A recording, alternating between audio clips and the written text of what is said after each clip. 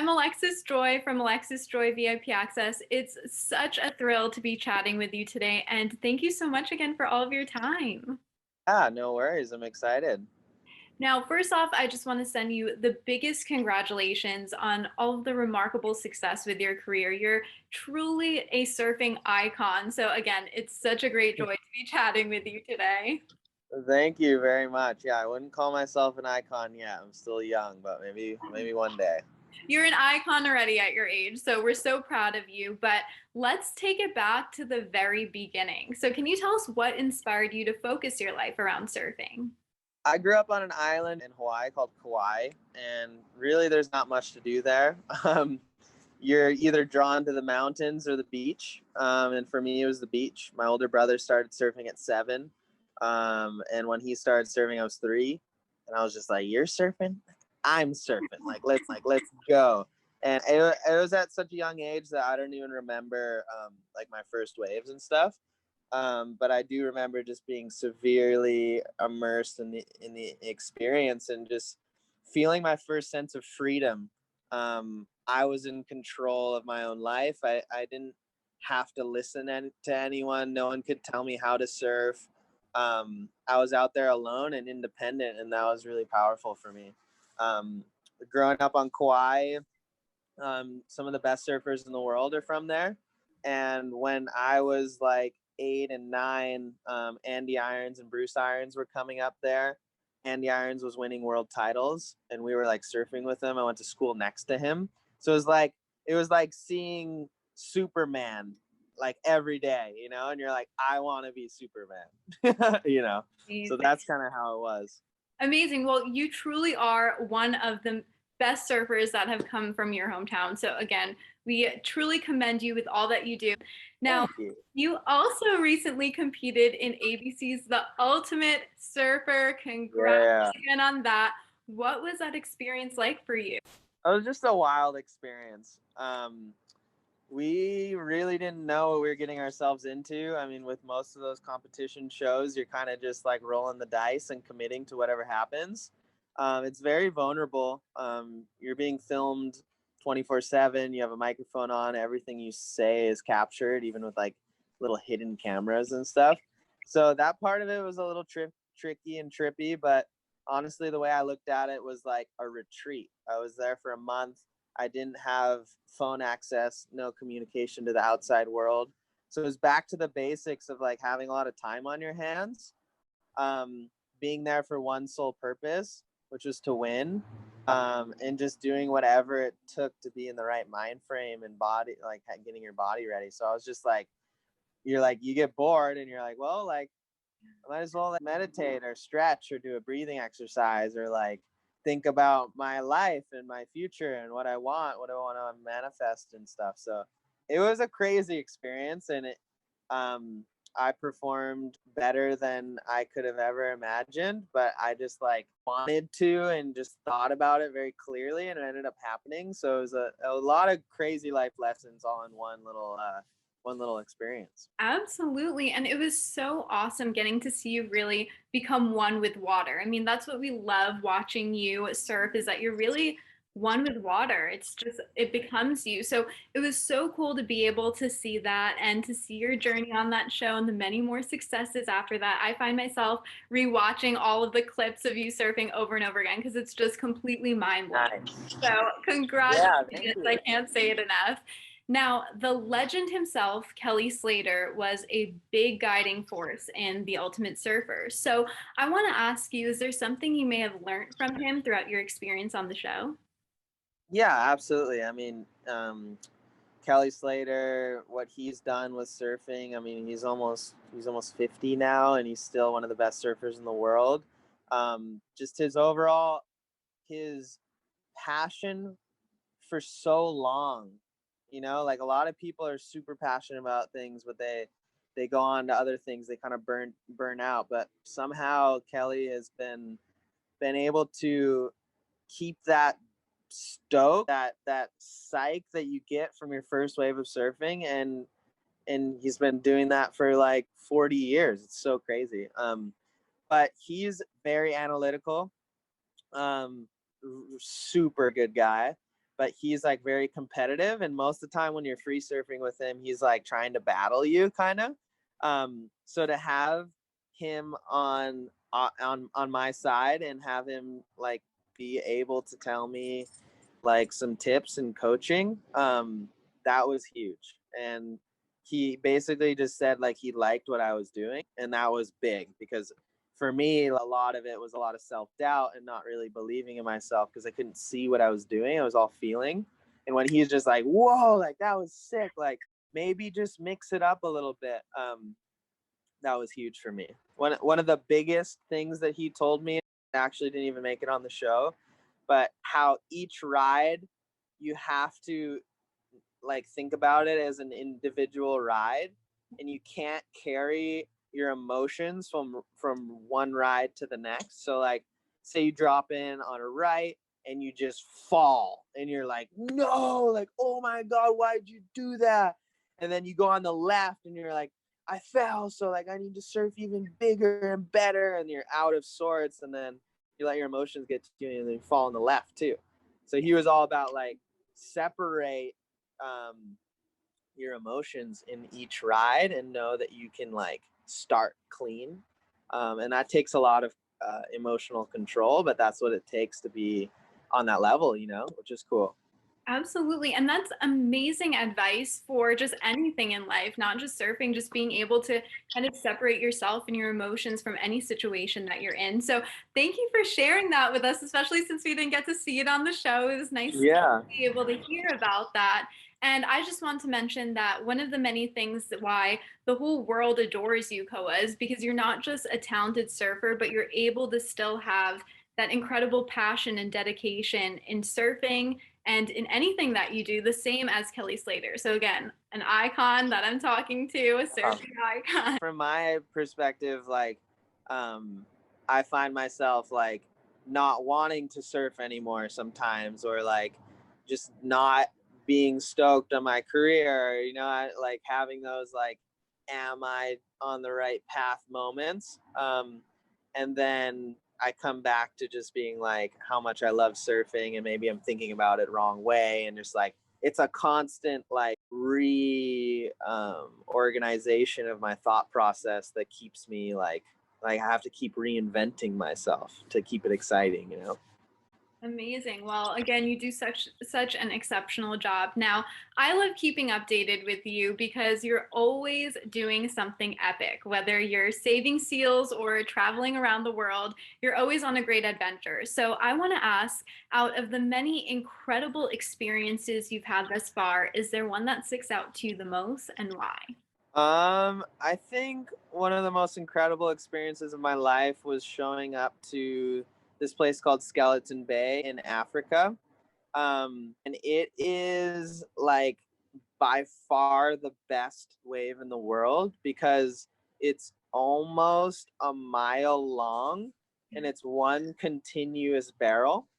So like as a surfer, like you hunt the world for this feeling of like this barrel, like the wave going over you, and you're like in this like liquid tunnel, and there's like a lot of pressure, and like it kind of goes silent, and it puts you in this like euphoric state. When it's over, usually 1 to 3 seconds is like, or 1 to maybe 5 seconds is like a long barrel. When it's over, you almost don't even remember what happened, maybe because you're so present, or maybe because you're just in awe. I don't really know.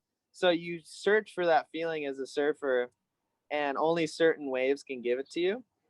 So like I said, like a 1 to 5 second barrel is like an average.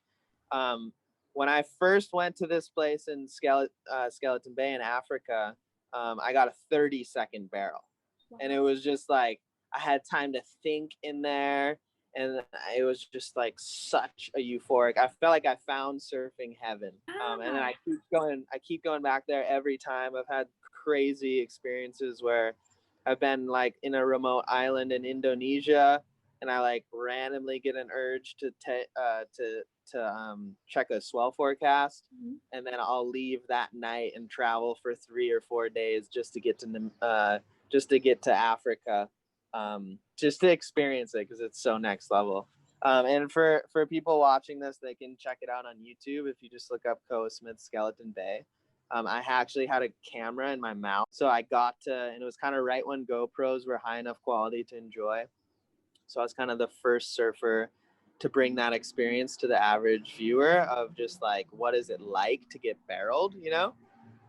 So yeah, that's a super special place in my heart, and it makes me feel things that I've never been able to find outside of surfing. So it's interesting. Amazing. And again, you're such a groundbreaking surfer to do all of these different kinds of content and really just bring us along the experiences with you is just out of this world. So it's so amazing. Now, going along with what you were describing, surfing is such an out of body, adrenaline filled experience. So, what does surfing mean to you? Surfing to me is, it's my religion. Wow. It checks me, it puts me into place, it takes me out of my mind. If I'm surfing and I'm just like having a bad day, I'll notice like how in my head I am and these negative thoughts and stuff, and then a wave will just hit me in the face, you know, and it's just like, wake up, like be here with me, you know.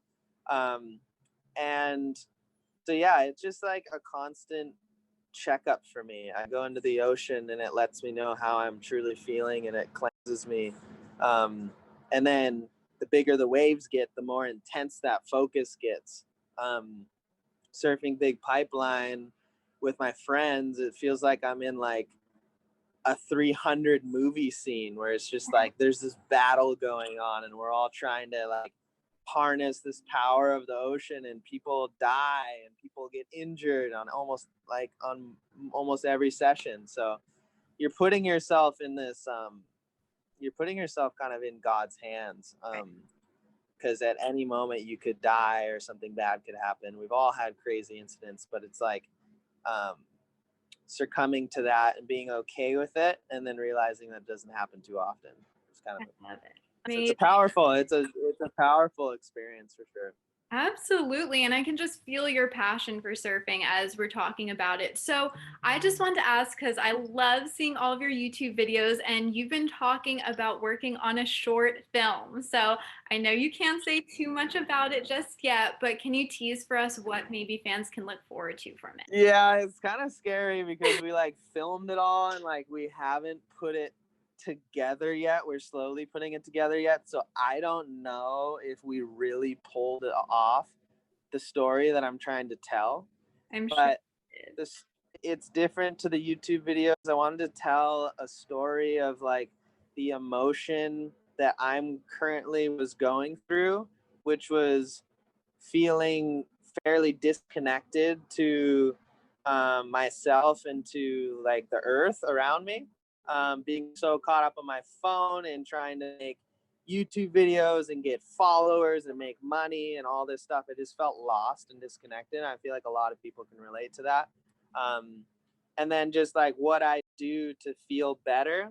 Also, like heading to Africa to like put myself in an uncomfortable situation, learn from the villagers, the locals, and what the land can teach me.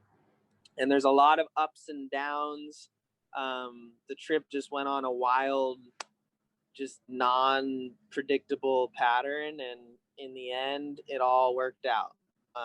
So it's emotional, it's insightful, and there's really good surfing, and it's all filmed incredibly. So it was one of the first times we've like scripted, wrote, and like kind of acted and did some stuff like this. So it'll be funny, emotional, serious, insightful. But now I got to put it together and make it feel like that, you know? Well, we are so excited for that. We're always looking forward to every one of your projects. And to close out the interview, Koa, we'll do a quick speed round. Are you ready for it? Yes. Okay, so the first one is, what is your favorite surfing trick or maneuver to perform? Barrel. Nice, very cool. And you've done everything from bungee jumping to riding some of the biggest waves. So, what is the next thing that is at the top of Koa's adventure bucket list? Whew. I like I'm very into like off the grid camping adventures right now. So like going off the grid for 4 to 6 days, surviving off of just what's on your back and just exploring without any cell service. That's been really, really powerful for me in my mind and just like getting kind of centered and ready to take on next chapters. So Excellent. Super exciting. Now, through all your vlogs, we're able to travel along with you. So, where's your dream place to surf at next? um Jamaica Mm, and Chile. very cool. Chile, Patagonia area. Amazing. Have you ever been to the Philippines yet? I have, yeah, I've been there twice. I love it. Very cool. Yeah, I'm half Philippine, so I had to ask. I was like, we have the best waves too. So, Yeah, I know. I've been there twice, and I was just like I could live. It's like Hawaii, you know. It's yeah, so dreamy. absolutely. Gosh. Now, also, I know you have a lot of surfboards. So, do you have a favorite one? And if so, do you have a name for it? My favorite surfboard right now, is from my shaper Pizel. We actually made it together, which was a fun process of just like having my imagination come into reality, which is always fun. It's called a mini ghost. And it's like this really small board that works in really big waves. So it's kind of trippy. Yeah, it's kind of hard to explain, but that's my magic stick. Yay, amazing. And lastly, you and your brothers have shared a lot of fun videos on YouTube, like what pro surfers eat in a day to what is kombucha. So, what is your favorite thing to snack on? Ooh,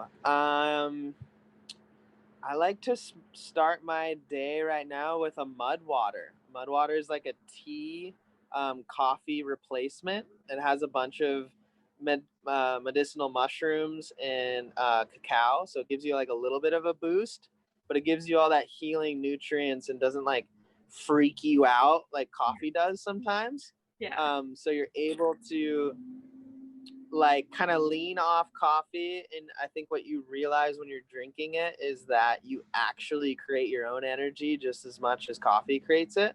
So instead of like feeling out of control and zinged out, um, you feel like in control and like very powerful. So that's been really nice to snack on. Other than that, I've been in California for a month. I've been going to Erewhon like 3 times a day, and it's just radical.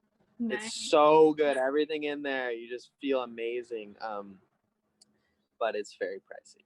Um, I know what you mean, but the food's good, so it's like worth it, right? Yeah.